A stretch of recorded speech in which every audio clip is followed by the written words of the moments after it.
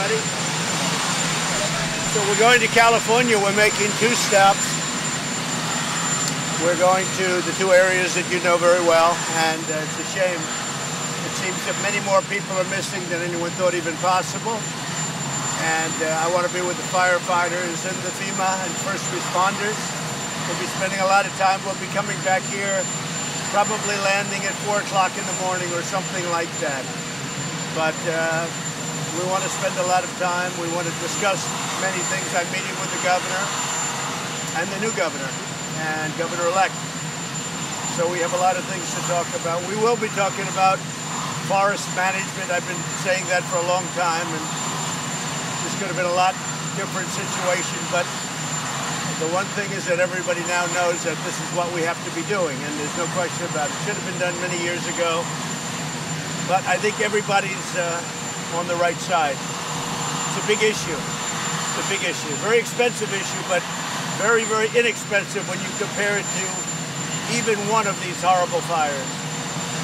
And we'll save a lot of lives in addition to a lot of money. So we'll be out there talking to the governors, talking to the first responders and FEMA. They have been incredible. The firefighters have been unbelievably brave. Some of the stories I've read last night, unbelievably brave. Mr. President, what do you hear radio? Will the conference or as well as the murder? Well, we haven't been briefed yet. The CIA is going to be speaking to me today. We have not been briefed yet. As of this moment, we were told that he did not play a role. We're going to have to find out what they have to say. Say it? Have you submitted your answers to the special counsel? No, we do that next week. They're all done. Yeah.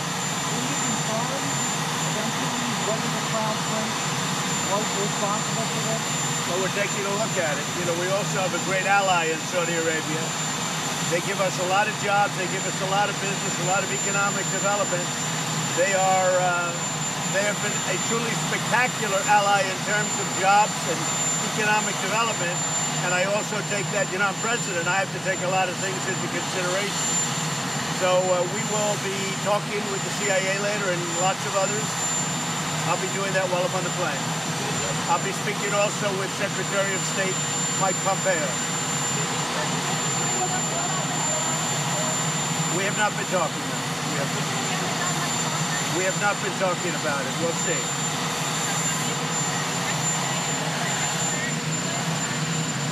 No, it's not under consideration. We are looking, always looking, and whatever we can do for Turkey, and frankly, countries that we get along with very well, we're having a very good moment with Turkey. As you know, he gave Pastor Brunson back last week, and we appreciate that. We are doing very well with Turkey. I get along very, very well with the president. He's a friend of mine. He's a strong man, he's a tough man, and he's a smart man, but he's a friend of mine, and whatever we can do, we'll do, but that is something that we're always looking at. But at this point, no. What? We haven't even talked about it. Yeah, we have a tremendous military force on the border, or the southern border. We have large numbers of people trying to get into our country. I must say the reason it's increased so much is because we're doing so well as opposed to the rest of the world. And if you look at south of our border, it's not doing so well. But regardless, we have millions of people online to get into our country legally, and those people have preference. They have to have preference. They've been waiting for a long time. They've done it legally. So we have a lot of things happening, but we have a great military force on the southern border. We're not letting people into our country illegally, and we're not doing a release. We'll do a catch, but we're not doing releases. So if they think they're going to be released into our country like in the old days, like for years and years, they catch and release. We're not releasing. They don't get released. What? As long as necessary. They built great fencing. They built a very powerful fence, a different kind of a fence, but very powerful. The fence is fully manned. Nobody gets through. And when they're caught, they're not released. And it's very interesting. I said it this morning. They come up and they're talking about all their great fear, all their problems with their country, but they're all waving their country's flag. What is that all about? If they have such fear and such problems and they hate their country, why do we see all the flags being waved? For Guatemala, for Honduras, for El Salvador, we're seeing flags all over the place. Why are they waving flags? This has nothing to do with asylum. This has to do with getting into our country illegally. And we have to know who wants to come into our country. Okay?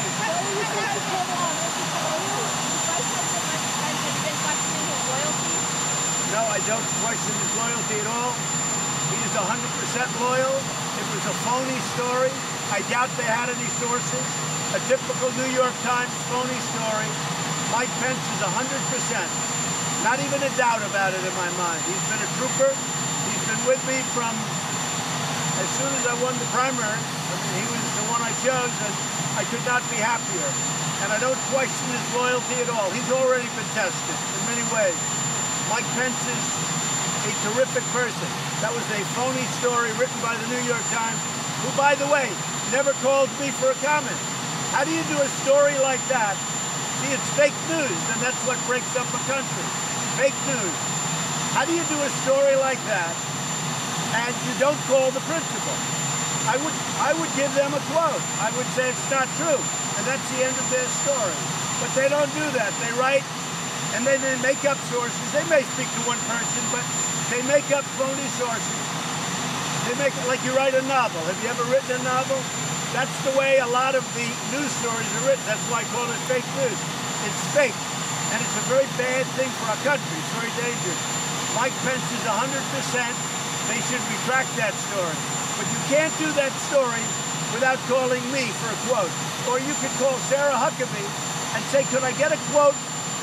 And here she is. Could I get a quote from the president? I would be happy to give a quote. I would be happy. And you know what the quote would be? Mike Pence is 100%. Now you can't do your story. So that's why they don't like calling me for a quote. So why are you supporting Nancy Pelosi?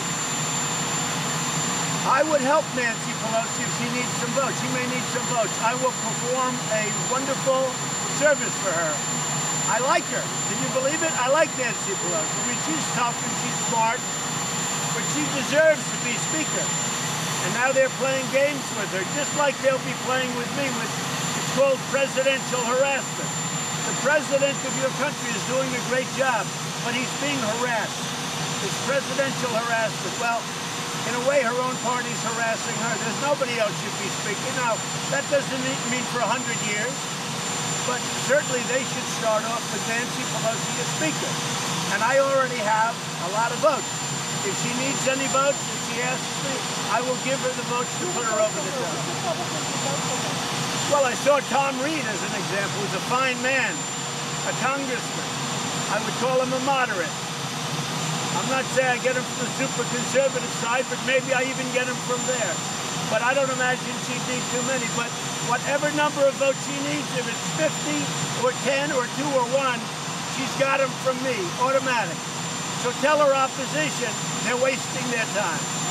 Are you okay with the shutdown if you don't get funding for your border wall? We're talking about the border wall. We're talking about quite a big sum of money, about $5 billion. And I think probably if I was ever going to do a shutdown over border security, when you look at the caravans, when you look at the mess, when you look at the people coming in, this would be a very good time to do a shutdown. I don't think it's going to be necessary because I think the Democrats will come to their senses. And if they don't come to their senses, we will continue to win elections. You know, we won the Senate. You do recognize, right? That means all the judges that I'm getting approved will now be easier because we actually picked up, which is historic, we picked up 2 seats in the Senate. We went from 51-49 to 53-47. That's a tremendous difference. And these are senators I really like. That's also a difference. Thank you all very much. Thank you. What? I have very close to made a decision on UN ambassador, on attorney general. No, we haven't. But I will tell you, until that decision is made, we have a great gentleman in Matt Whitaker. And everybody tells me he's doing a fantastic job. Are you considering Pam Bondi for any administration? I'd consider Pam Bondi for anything, but right now, I know her very well. In the meantime, she's got a very good job, but she's doing a very good job. She's always done a very good job. But in some form, I'd love to have her in the administration. But we have great people. You know, we have tremendous people. Our cabinet, I'm very happy. Now, will I make adjustment? Yes. But we have a great cabinet. You take a look at what we're doing with the military. Very happy with Secretary of Defense, by the way. Jim Mattis is doing a great job. Mike Pompeo is doing a great job. We have a truly great cabinet. I could go through every one of them. But then you might be able to figure out the one or two that I'm a little bit less happy with. That wouldn't be good. Okay, thank you. I'll see you in California. Thank you. We're going to be looking at everything. Thank you.